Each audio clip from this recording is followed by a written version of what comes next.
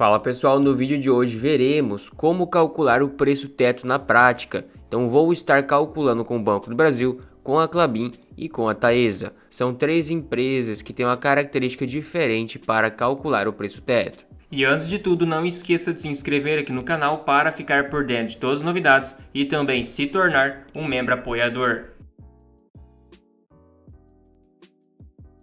Começando agora pelo Banco do Brasil, na verdade ele é o mais fácil, porque se você vier aqui no site de Relações com Investidores do Banco do Brasil em Central de Resultados e abrir a sua apresentação da teleconferência, aqui no final da apresentação o banco deixa suas projeções, então ele acaba deixando de forma mastigada o seu lucro já projetado, que é entre 37 a 40 bilhões, ele lucrou 18,8 bilhões no primeiro semestre de 2024.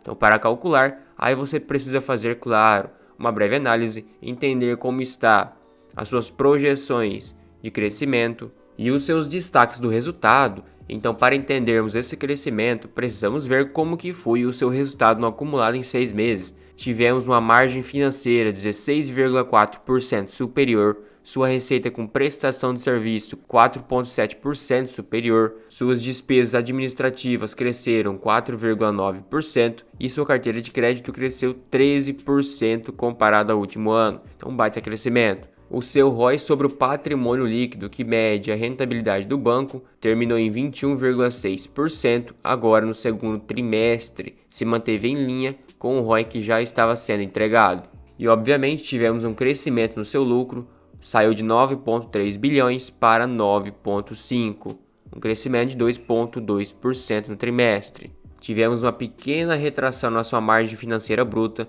saiu de 25,7% para 25,5%. Um ponto que acabou sendo negativo foi que as suas provisões, ou seja, o dinheiro que o banco deixa guardado para eventuais calotes, acabaram aumentando. O primeiro semestre de 2023 foi 13 bilhões, no primeiro semestre de 2024 foi 16,3. Então tivemos um aumento, foi provisionado agora no segundo trimestre 7,8 bilhões. Outro ponto também é a elevação do custo de crédito, que hoje está em 4 pontos percentuais. Mas como podemos observar, o banco ainda vem apresentando excelentes números, excelentes resultados trimestre por trimestre. Então o que podemos fazer para calcular o resultado para o ano de exercício 2024? Como o banco lucrou 9,5 bilhões no segundo trimestre e temos ainda o terceiro e o quarto, você pode replicar o lucro do segundo para o terceiro e o quarto trimestre, sem estipular crescimento também. Ou seja, teríamos 19 bilhões de lucro para o segundo semestre. Agora, somando com o resultado do semestre, que foi 18,8 bilhões, já somados o resultado do primeiro trimestre, teríamos 37,8 bilhões. E agora poderíamos somar um pequeno crescimento. Claro que você não precisa estipular um crescimento igual foi nos anos anteriores, porque agora o banco também já está com seus lucros recordes, e se você somar um crescimento menor, você consegue ser mais criterioso e mais pé no chão. Então eu vou somar com um crescimento de 2% até o final do ano. Teríamos um lucro por volta de 38,5 bilhões de reais. E esses 38,5 bilhões fica entre o seu lucro projetado de 37 a 40. Então fica ali na metade. Agora, para identificarmos o payout, o Banco do Brasil, por meio de fatos relevantes, acaba divulgando suas datas de pagamento e também o payout. Então aqui na parte de payout 2024 e datas de pagamento, ele acabou divulgando que aumentou de 40% para 45% para o ano exercício 2024. Agora, outro ponto é encontrar o número total de ações. Também é bem fácil, você pode clicar aqui em empresa no site do Investidor 10, colocar em valores detalhados e tem aqui o número total de papéis. Então, pegando 38,5 bilhões de lucro que estipulamos, dividindo por esse total de papéis, teríamos 6,72 de lucro por ação projetado. Agora, desse lucro por ação, vamos multiplicar por 45%, que é o seu payout. Teríamos um dividendo projetado de 3,02. Agora é fácil calcular o preço teto, você vai dividir pelo dividendo que você espera receber para poder comprar o banco. Eu sou bem criterioso, então eu divido por 10%, ou seja, 0,1. Meu preço teto seria R$ 30,27. E você consegue explorar muito essas possibilidades. Você pode estipular um dividendo 5% menor como margem de erro, dividir também por 0,1, aí o preço teto seria 28,69, ou pode estipular um dividendo maior, usar o meio termo e por aí vai indo. Mas eu prefiro seguir essa minha projeção de 38,5 bilhões de lucro. Claro, caso no terceiro trimestre apresente um resultado fraco abaixo do esperado, um decréscimo nos seus lucros, aí eu atualizo e diminuo o lucro projetado e diminuo também o payout. Mas hoje, R$30 de preço teto, ao meu ver, fica bem assertivo, estipulando 10% de dividendos. Teria 13,8% de margem de segurança. Lembrando que essa planilha está disponível para os membros aqui do canal e eu acabo atualizando de acordo com cada resultado o preço teto dessas empresas que eu estou de olho.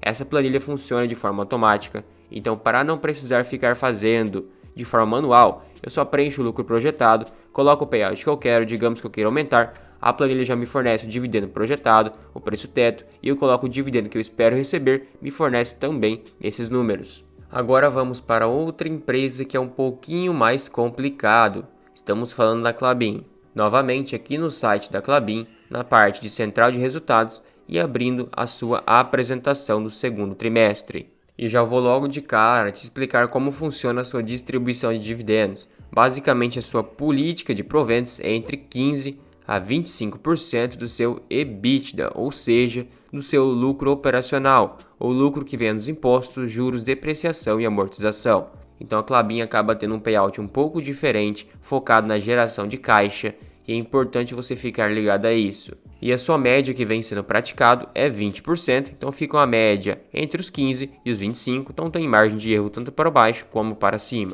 O EBITDA da Klabin no segundo trimestre de 2024 foi 2,05 bilhões. Basicamente, você precisa entender que a Klabin é uma empresa que vende também a celulose, então é uma commodity e acaba oscilando bastante. A celulose representou 42% do seu EBITDA, papéis e embalagens 58%. Aí obviamente o ideal é fazer uma análise de como que está as vendas, qual que são as suas projeções. Por mais que a celulose é muito incerto, a Klabin tem grande parte da sua receita em papéis e embalagens. O que conseguimos entender desse segundo trimestre foi um volume de vendas crescendo 16% em relação ao mesmo trimestre do ano passado, a receita líquida crescendo 15%, a sua margem EBITDA saindo de 31% para 41%, então acabou tendo um volume de vendas maior, uma receita maior e uma margem EBITDA maior. Tivemos uma redução no custo caixa por tonelada, então acabou caindo 11% comparado ao mesmo trimestre do ano passado, 3% comparado ao primeiro trimestre de 2024. O seu custo por produto vendido também acabou caindo 4% no trimestre e 12% no ano, e as suas despesas com vendas gerais e administrativas caiu 4% em relação ao segundo trimestre de 2023 e subiu 1%, que ainda é uma alta muito pequena. Então a Klabin também está reduzindo custos. Ela é uma empresa que tem a dívida um pouco maior também, então é importante ficar ligado nisso. 3,5 vezes o seu EBITDA, ou seja, o seu lucro operacional. Então 3 anos e meio de dívida. Outro ponto é que é muito importante você abrir os avisos, comunicados e fatos relevantes das empresas. A Klabin, aqui no Fato Relevante, acabou publicando a sua projeção de EBITDA lá no começo do ano. Então ela acabou dando uma informação ao mercado que pretende ter um EBITDA incremental, ou seja, adicional, de 3 bilhões até o ano exercício 2027, por causa do seu projeto Puma 2 e também o projeto Figueira. Então é ideal você se aprofundar nesses projetos, mas já vou adiantando que são projetos focados no papelão, em papéis e embalagens, então quer mudar um pouco o foco da empresa e não ficar tão focado na commodity. E o projeto Puma 2 foi investido mais de 12 bilhões de reais, é um projeto gigantesco que vai aumentar muito a capacidade de produção da Klabin. Por isso que ela acabou já divulgando que espera esse EBITDA incremental para o mercado já ficar ciente que seu projeto está a todo vapor. Então para calcular o preço teto eu vou fazer da seguinte forma, eu vou pegar esse EBITDA do segundo trimestre e vou multiplicar por 4, será referente ao ano exercício 2024, por mais que o primeiro trimestre foi menor, a empresa vai ter um EBITDA incremental de 3 bilhões, até o ano exercício 2024 vai ser algo gradativo, a empresa está focando mais em papéis e embalagens, oscilando menos, tendo uma demanda e um faturamento mais previsível. Então é uma empresa que estipular 8 bilhões de EBITDA acaba ficando também não muito fora da realidade, já que se você vier aqui no site do Investidor 10, nos resultados da Klabin, o seu EBITDA em 2022 chegou a 8 bilhões, então não estamos estipulando nenhum EBITDA fora da curva, um crescimento muito absurdo. Aí em 2023 tivemos uma queda bem acentuada por causa da celulose, a commodity acabou derretendo e a Klabin tinha um foco de mais ou menos 45% da sua produção na celulose. Hoje já está numa porcentagem menor, então multiplicando por 4 seu EBITDA teríamos 8,2 bilhões. Eu ainda tiro esses 208 milhões como margem de erro e deixo 8 bilhões redondo. Agora é só dividir pelo total de ações no mercado, teríamos um lucro por ação de 1,29. E agora multiplicando por 20%, que é o seu payout em cima do EBITDA, teríamos 25, quase 26 centavos de dividendos projetados. E dividindo 25 centavos por 0,06, teríamos um preço teto de 4,31, então hoje teria margem de segurança para receber 6% com esse EBITDA projetado de 8 bilhões. Caso no terceiro trimestre apresente um resultado melhor, aí você pode acabar aumentando o preço teto também, ou então, caso apresente um resultado pior, você vai reajustando. O preço teto não é estático, ele não pode ser, porque empresas oscilam, empresas passam por fases e tem crescimento ou decréscimo, então você precisa ir atualizando o preço teto. Lembrando também que cada tipo de empresa, o ideal é você estipular um dividendo mínimo obrigatório diferente. Para a Klabin eu estipulo 6%, para o Banco do Brasil 10%. Então cada empresa tem a sua característica e esse tema na verdade é para outro vídeo, não vou acabar falando para não estender demais. Mas tem empresas que seu principal retorno vem do dividendo, então é muito importante ser bem criterioso, e outras empresas têm um crescimento maior, então você vai estipular um dividendo menor porque terá esse crescimento. De maneira resumida seria isso. E agora vamos para a Taesa, outra empresa que acabou mudando um pouco a forma de pagar os seus dividendos. E novamente no site de RI da empresa, abrindo a sua apresentação de resultados, temos aqui a sua proposta de distribuição de proventos, ou seja, ela acabou mudando a base de cálculo para a distribuição de dividendos, agora passa a ser sobre o lucro líquido regulatório e não mais sobre o societário, ou seja, o IFRS. Então para 2024, eles esperam um mínimo de 75% e para 2025 esperam distribuir entre 90% a 100% desse lucro líquido regulatório. Então é muito importante saber essa informação porque muda totalmente os dividendos. E como a Taesa não divulgou os resultados do segundo trimestre, vou estipular com base no primeiro. O seu lucro regulatório que tivemos foi 193 milhões, uma queda de 10,3%.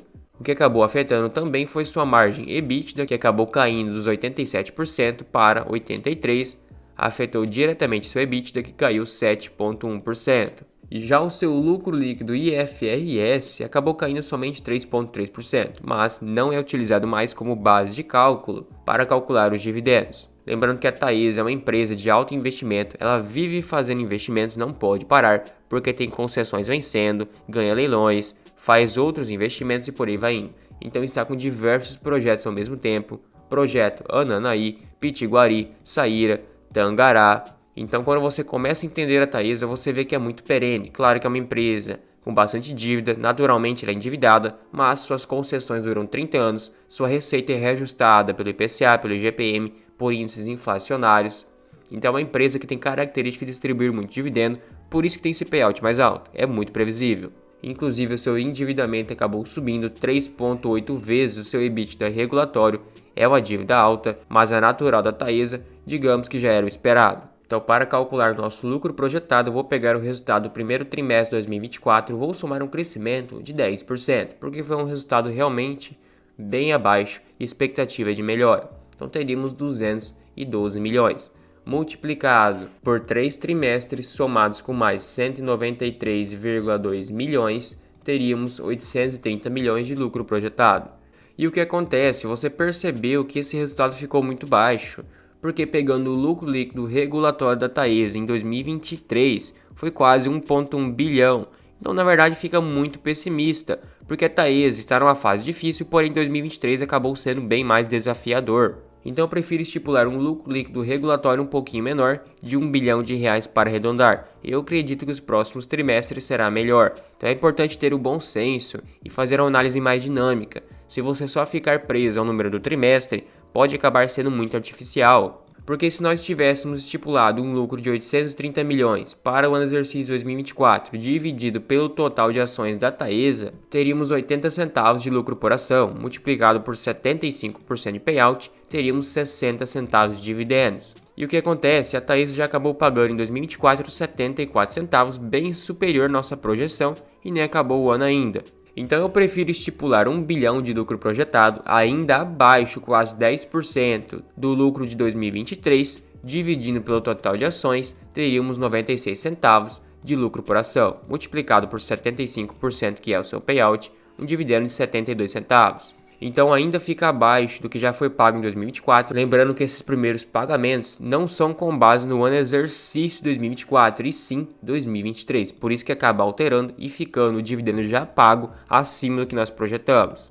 Então dividindo 72 centavos por um preço teto de 0,06, teríamos R$ 12 de preço teto. Então a cotação de hoje está 11,82. Ainda teria margem de segurança, levando em conta que a Taesa mudou a forma de pagar dividendos, ela cortou entre aspas. A outra forma pagava muito mais dividendo, fora que também 2025 terá o aumento no seu payout para 90% a 100%, elevando bastante seu dividendo. E se tiver também um crescimento, um sinal de melhora, de acordo com os próximos resultados que estão por vir, pode também, junto com o alto payout, pagar um dividendo bem maior. Então a Taesa, com 1 bilhão de lucro, ainda teria margem de segurança por volta de 2,5%.